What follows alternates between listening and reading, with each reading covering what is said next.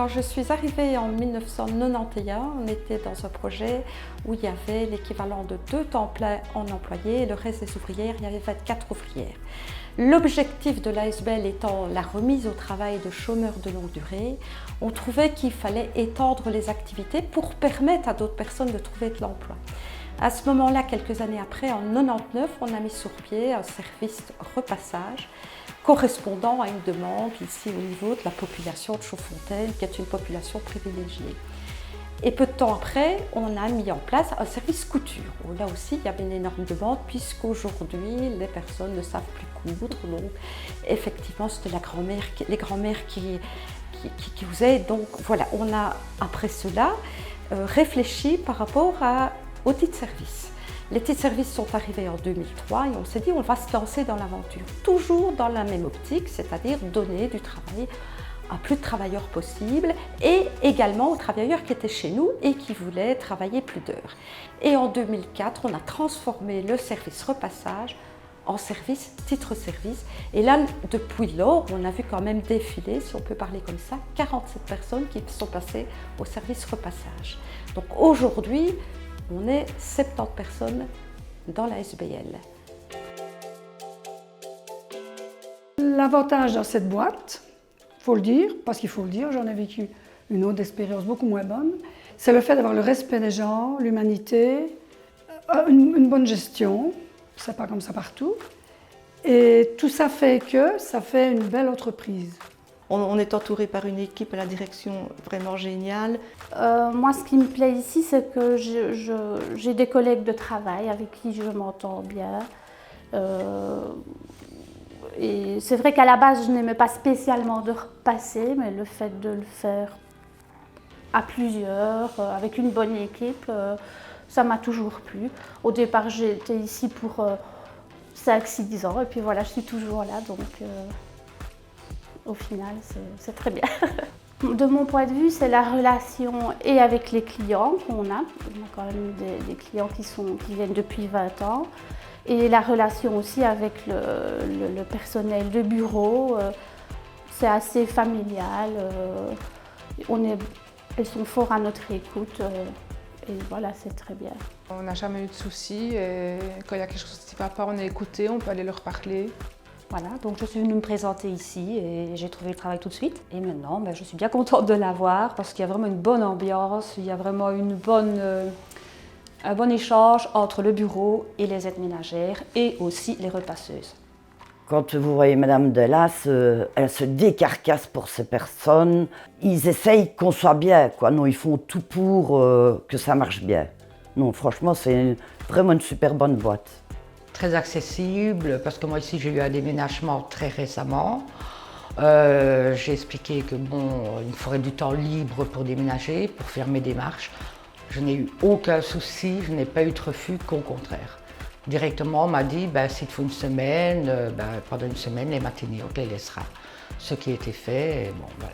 C'est important qu'on puisse garder une écoute et d'avoir une vision travailleur. Ça ne veut pas dire qu'on met de côté les utilisateurs et qu'on n'a pas cette vision utilisateur, mais je pense que c'est vraiment important de les accompagner parce qu'on a affaire la plupart du temps à des femmes seules, des femmes qui sont en difficulté, qui sont en difficulté financière, qui sont dans des situations sociales vraiment pas simples, et que l'écoute, l'empathie et l'écoute qu'on peut avoir envers elles est très importante. On a des jeunes qui rentrent ici et on n'imagine pas vraiment qu'elles aient envie de faire carrière dans un service d'aide ménagère. Plusieurs, et on l'a connu à différentes reprises, ont demandé pour qu'on aménage leur temps de travail pour qu'elles puissent suivre une formation et qu'à un moment donné, on puisse quelque part les lâcher pour qu'elles puissent effectivement postuler et trouver du travail autre part.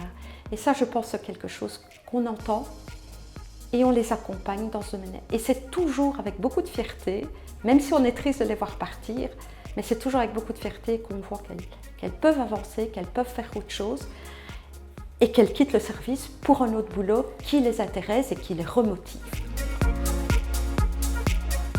Commencé, je pense, en 2007 comme un repasseur. Donc je pense que ça durait 12 ans et demi. Et grâce à Clé, je me suis tombé sur mon ancien patron, c'est Monsieur de Trix. Et voilà, je me suis installé comme indépendant.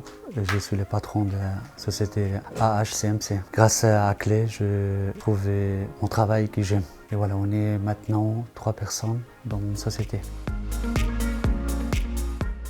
Je me suis fait plein de copines. Voilà, on est des femmes de plus ou moins le même âge et on parle de tout, de rien, de cuisine, des enfants.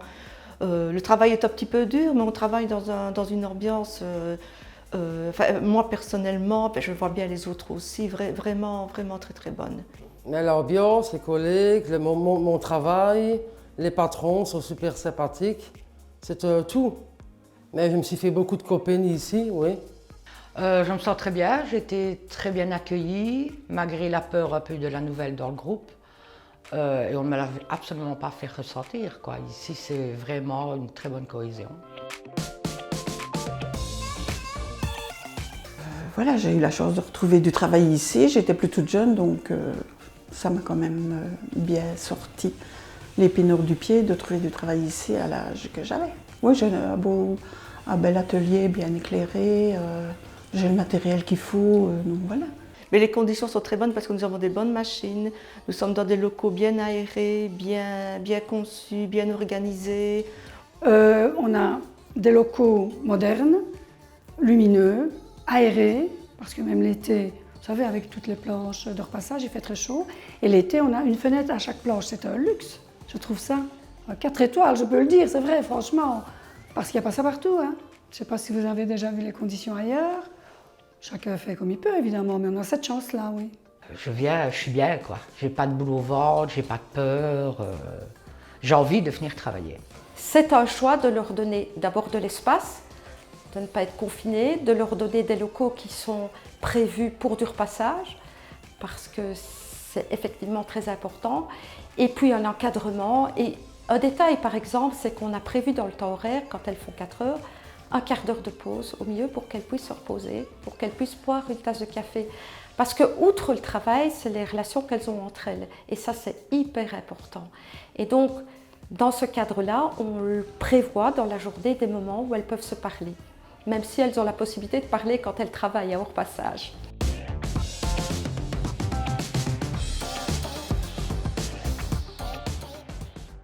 Il faut aimer, il faut avoir la passion, d'avoir envie d'aller chez les gens et de montrer surtout, je crois, aux gens qu'il y a des personnes qui ont des aptitudes et qui sont capables de venir chez eux, dans leur intimité, faire ce travail. Parce que ce n'est pas donné à tout le monde de pouvoir le faire. Ah, j'adore ce que je fais. Ça, oui, j'aime bien. C'est le contact avec les personnes, hein, les familles. À la longue, on fait partie de la famille. Hein. On n'est pas considéré comme une aide ménagère. Je veux dire, moi, tous les clients que j'ai eus, c'est comme ça que je l'ai vécu. Outre les raisons économiques, c'est qu'il y a une relation qui s'installe avec les gens avec qui on travaille. Il y a une confiance qui s'installe. Donc les gens sont sympathiques.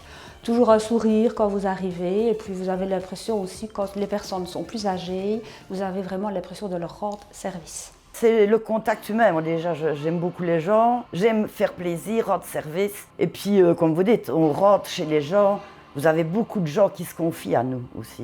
Ici, Annette, elle vient pour nettoyer, mais on a des contacts, on boit une tasse de café, on va ceci, on fait des petites choses ensemble, quoi, voilà. Il n'y a pas que le nettoyage, il y a aussi le rapport humain, on s'entend bien, on mange un petit bonbon, on boit une tasse de café, voilà, c'est... Oh, moi, j'adore ça, j'adore. Maintenant, j'ai Evelyne que j'ai depuis très longtemps, elle a vu grandir mes enfants demandent des nouvelles d'elle. Et j'ai une confiance complète en elle. Pour les autres, c'était plus temporaire, donc, mais malgré tout, il y avait une grande confiance, oui. Mais je pense que ce qui détermine aussi leur détermination à aller travailler, c'est la reconnaissance qu'elles ont. Une reconnaissance de la part des utilisateurs, c'est indispensable. Savoir dire merci, et puis respecter le travail qu'elles font. Et puis une reconnaissance de la part de la direction. L'ADN d'une association comme celle-ci, je pense que c'est avant tout l'humain, le professionnalisme, le service, l'esprit de service, la compétence, la souplesse. Tout ça, c'est des caractéristiques qu'on doit trouver dans le personnel qu'on engage et qu'on doit trouver dans le conseil d'administration, les membres du conseil d'administration. Sans cela, les chiffres, tout ce qui est gestion, ça vient après, mais c'est d'abord ça qui est le corps principal de notre ASBL. L'enjeu, c'est quand même de créer encore plus d'emplois. Donc nous, ce qu'on voudrait, c'est rester vraiment dans la mission première de l'ASBL, respecter cet engagement de départ, mais y aller plus loin, parce qu'aujourd'hui, la société évolue. Assurer cette mission tout en recherchant un équilibre financier. Et on a défini quatre axes stratégiques en fait. Encore plus de formation et encore plus d'accompagnement. Ce qu'on constate, c'est que par exemple, on a parfois un échec d'intégration quand on recrute des personnes. Et on veut aller contre ce constat en les accompagnant plus et en les formant plus. Innover dans le sens qu'on voudrait élargir notre offre de services. Aujourd'hui, on a donc des aides ménagères, couturières. On voudrait sûrement que nos aides ménagères puissent aussi évoluer par une formation spécifique en étant aide ménagère entre guillemets sociale. Réussir le tournant numérique. Mais ce qu'on veut, c'est que le numérique soit présent dans la SBL, à la fois pour aider la gestion administrative, pour automatiser certains processus au niveau du repassage ou aide ménagère.